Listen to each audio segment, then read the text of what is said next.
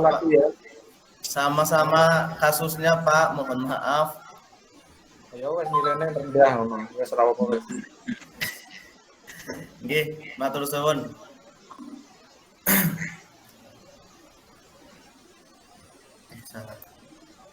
Bismillahirrahmanirrahim. Assalamualaikum warahmatullahi wabarakatuh.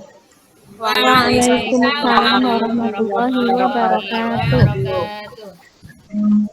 Hai anak-anak semuanya. Halo guru. Sehat semuanya ya. Mudah-mudahan anak-anak semuanya dalam keadaan sehat walafiat.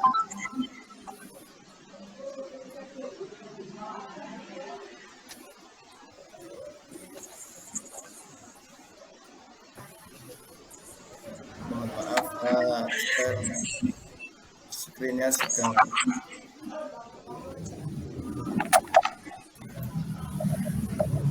Baik, sebelum pembelajaran kita mulai bersama, Pak Guru akan mengabsen dulu hari ini, menanyakan siapa yang tidak hadir pada hari ini.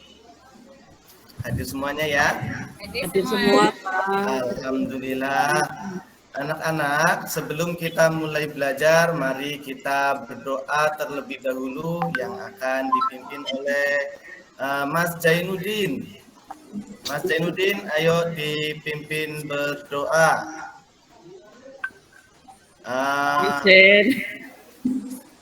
Mbak Melati saja, Mbak Melati. Oh iya, ya Pak, siap. Di tempat duduk siap, gerak. Berdoa mulai. Kita baca Bismillahirrahmanirrahim. Baiklah anak-anak yang Pak Guru banggakan, pada hari ini Pak Guru akan membawakan,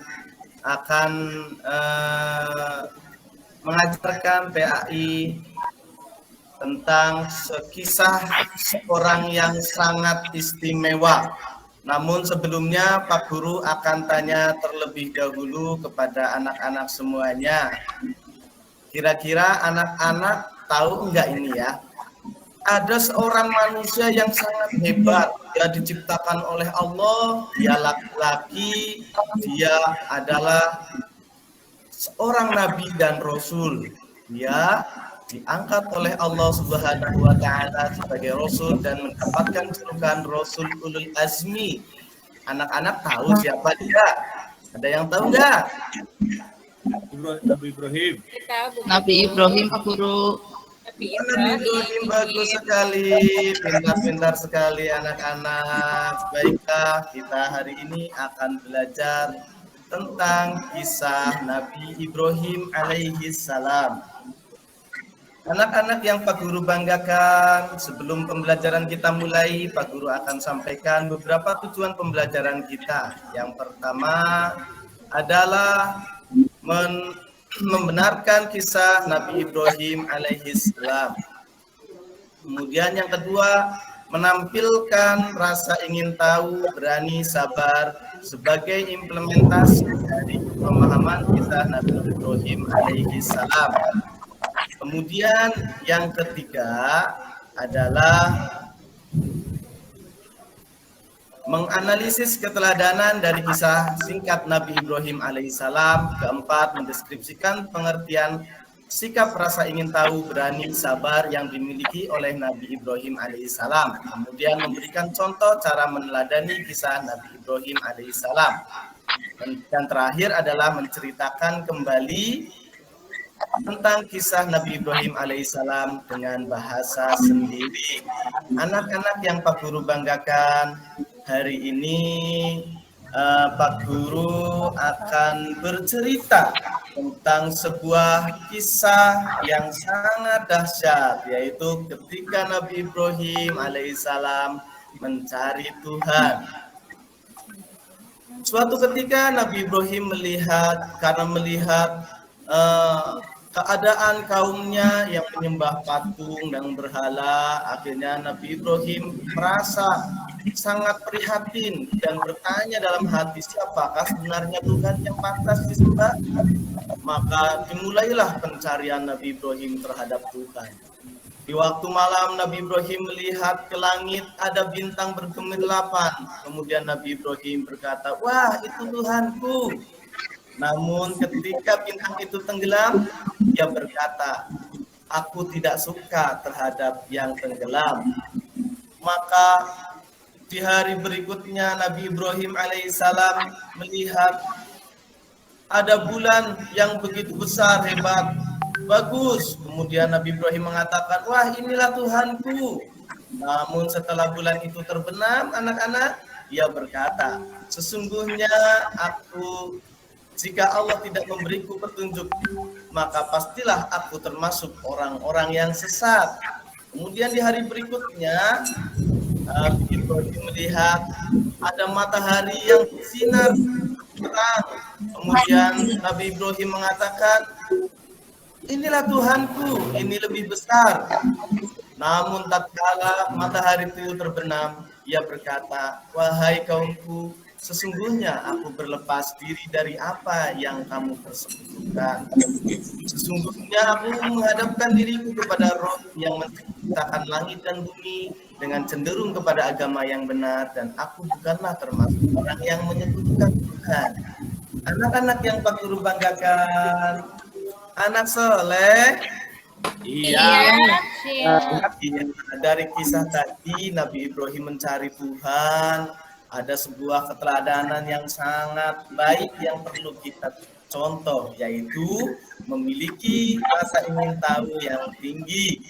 Nabi Ibrahim alaihissalam memiliki rasa ingin tahu yang tinggi, bahkan ingin tahu siapa Tuhannya.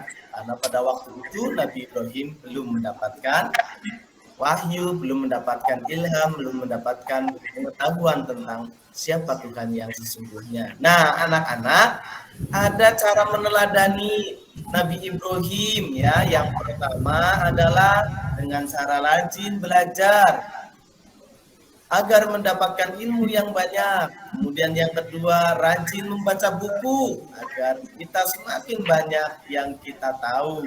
Kemudian yang ketiga adalah rajin bertanya terhadap perkara yang belum tahu ya anak-anak ya. Contohnya itu kemarin Mas Zen itu tanya terus bentar, itu hebat. Karena Mas Zen ingin memiliki rasa ingin tahu yang tinggi. Baiklah anak-anak, itu yang pertama keteladanannya. Kemudian yang kedua adalah dari kisah dakwah Nabi Ibrahim alaihissalam. Mari kita perhatikan kisah berikut ini.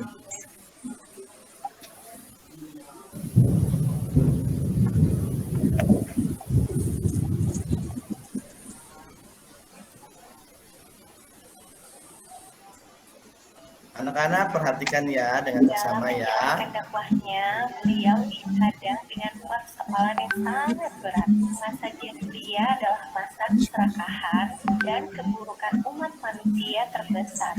Berhala tersebar di mana-mana sehingga dijadikan Tuhan yang disembah oleh Raja Namrud dan juga rakyatnya. Nah, suatu hari pada saat orang-orang di negara Nabi pergi dan meninggalkan kampungnya, Nabi Ibrahim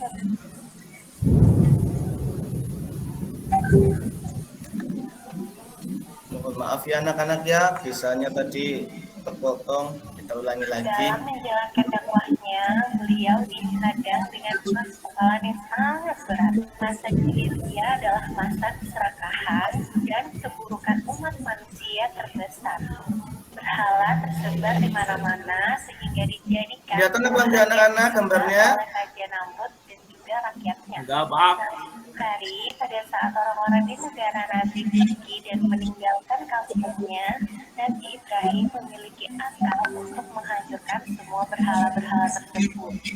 Beliau kemudian menghancurkan berhala-berhala itu menggunakan sebuah kata, yang mana beliau hanya menyisakan satu berhala dan dengan sengaja menaruh kapak tersebut sebagai kalung berhala tersebut. Nah, setelah Raja Namrud dan juga pengikutnya kembali ke negerinya, Raja Namrud sangat marah besar mengetahui kejadian tersebut. Kemudian Raja langsung menuduh Nabi Ibrahim sebagai pelakunya karena Raja mengetahui bahwa beliau tidak suka terhadap berhala-berhala tersebut. Raja pun meminta agar Nabi Ibrahim dibawa ke hadapannya untuk dihukum.